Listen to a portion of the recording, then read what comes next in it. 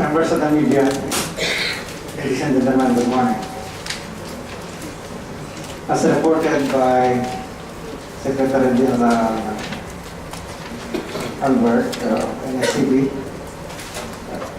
the poverty incidence during the first semester of 2012 was slightly lower than it was in the first semester of 2009. It is from 28.6% to 27.9%. This is the first time that we are coming out with semestral statistics on poverty, as Secretary General Albert mentioned. And this effort is in line with our objective to come up with timely and reliable data that will effectively guide policy and program design and poverty reduction.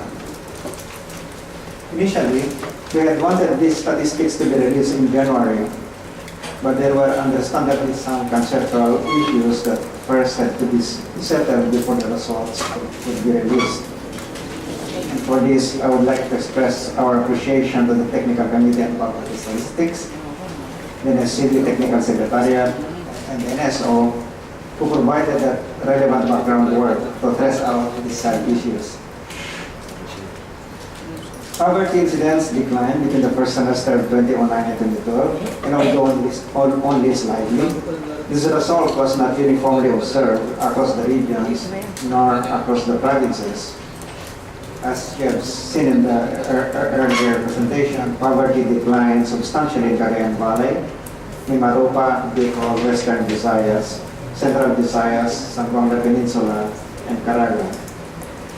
Slight decrease in poverty incidence can be observed in Central Luzon, while we observe also the same or slightly higher incidence in Metro Manila, CAR, and Calabar Zone.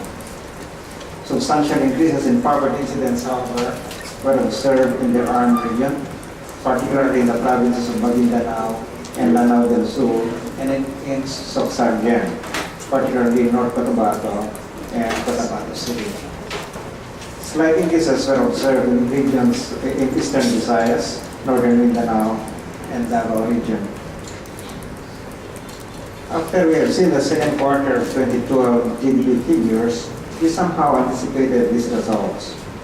While the economy grew by 5.9%, it was later revised to 6% in the second quarter of 2012. We noted that the agriculture sector growth had been slow-moving with a contraction in the fishery sector. Upon observing these results, we took this up with the economic cluster, and as a result, the DBM initiated a disbursement acceleration program part 2.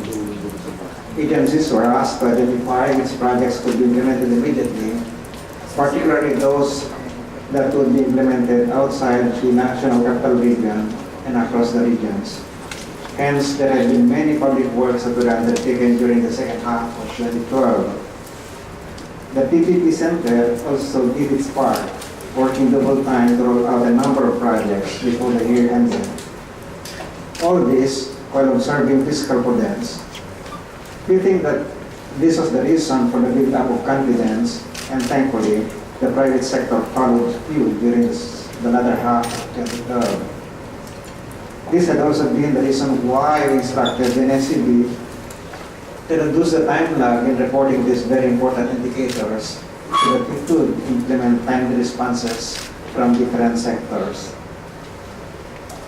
Although this first semester result on poverty incidence is not the dramatic result we wanted, we remain hopeful that with the timely measures we are now implementing, the next rounds of poverty statistics will give much better results that will reflect the government's massive investment in human development and poverty reduction, which understandably needs time to take full effect.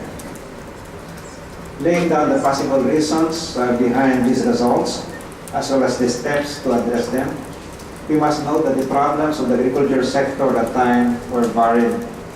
Some were seasonal, like in sugar. Some were extremely driven or were in response to declining world prices, like in coffee. But some were structural, like in fisheries.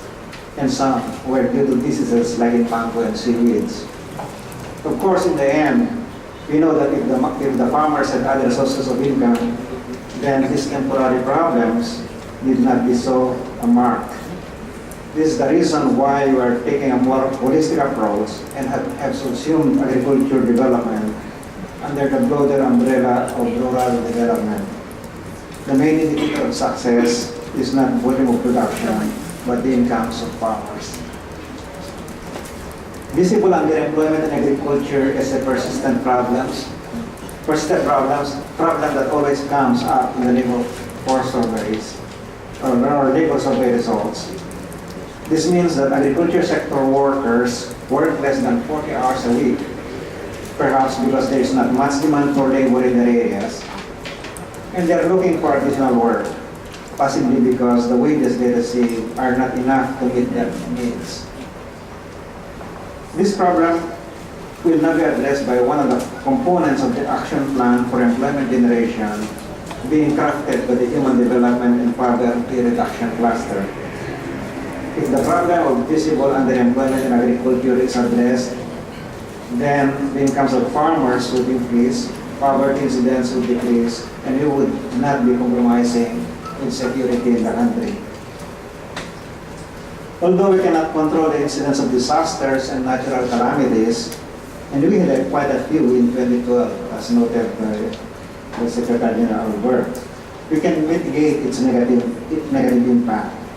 If we can forecast the likelihood of the onset of the event, we can predict the areas that could be affected. Project NOAA of UST and the various maps drawn up by the NGB have come in handy in the latter part of 2012. What remains to be done is to design a protocol to fully utilize this technology, as well as the institutional response mechanism.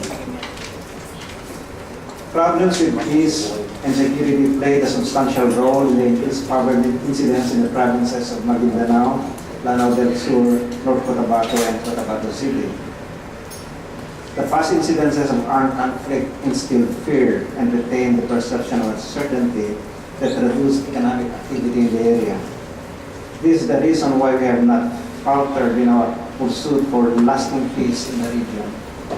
We have accomplished a milestone in the signing of the framework agreement toward the latter part of 2012. There's still a lot of ground to cover, and we rally behind the peace negotiators on both sides, so that finally we can deliver on our shared aspirations to the peoples of the land of promise.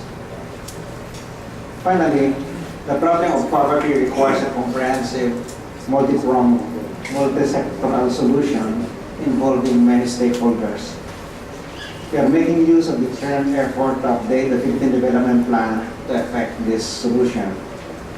This was a directive from the President himself, and it requires the participation of all government agencies, all levels of government, private sector, civil society, and others. The poverty results reported to us recently demonstrate the diversity not only of existing economic conditions across regions, but also the different responses to policies on growth and development. For this reason, the updated PDP will explicitly consider the regional dimension in crafting the strategies for development. We are serious about the fight against poverty, and we are mindful of our commitments to the MDG, but most especially the social contract of the President with the Filipino people. As a researcher of development, I know that these problems take some time to resolve. But now I wear a government hat and join my fellow public servants here in forwarding the inclusive development agenda. I cannot help but be patient about delivering results. Let me reiterate that with the various programs and projects we have put in place, and with the help of everyone, especially those in government and business, we remain hopeful that the next round of results on poverty incidents would show substantial improvement. Once again, we would like to thank the statistical community.